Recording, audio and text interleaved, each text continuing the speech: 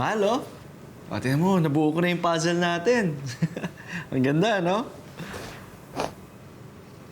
Mahal, umiiyak ka ba? Hindi. Sinisipon lang ako.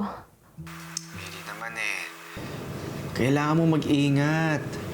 Dapat palakasin mo yung katawan mo kasi dalawa na kayo. Tumatawag ako sa'yo kanina, hindi ka naman sumasagot. Nasa interview kasi ako eh. Nakakuha na ako ng trabaho. May trabaho ka na? Di ba sinabi ko naman sa'yo, hindi mo na kailangan magtrabaho? Lahat naman ng kailangan mo, kaya ko naman ibigay sa'yo ah. Kilala mo naman ako, di ba? Hindi ko kayang nakaupo lang at walang ginagawa. Ayos na rin to. Para hindi kita ma-miss. Anong trabaho ba yan? Baka naman mahirapan ka dyan. Hindi. Walang kahirap-hirap. Paupo-upo lang.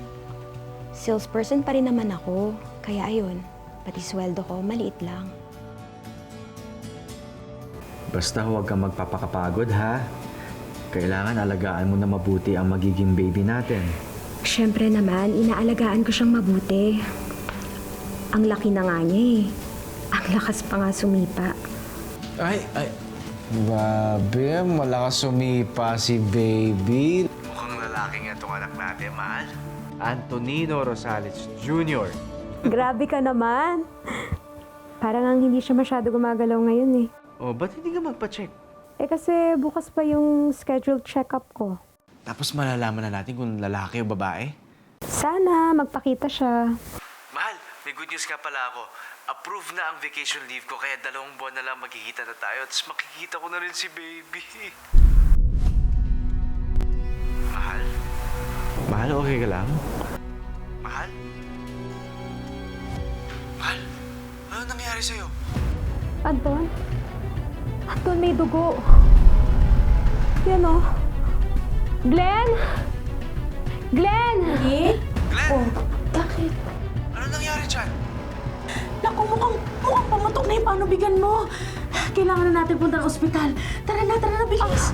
Ala, Millie! Millie, Diyos ko. Halika. Glenn! Patient is fully dilated. Imminent na ang delivery. Saan mo photo? Mami, parating na ang baby mo. You just have to push for the next contraction. Okay? Now, Mami, push. Isa pang matinding push, Mami. Come on, push it hard. Anong heartbeat? Good. Mami, push it. Yeah, Mami. Good. Yan, lumalabas na. Good.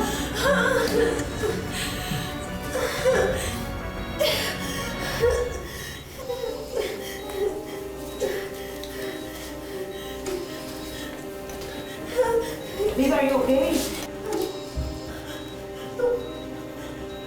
Ano po nangyayari?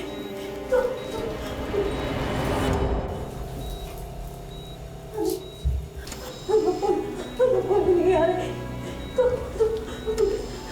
Wala na siyang heartbeat to begin with. Mukhang namatay na ang baby in utero. Mami, sorry. Pero wala nang heartbeat nung lumabas ang baby. We tried everything to revive him. Pero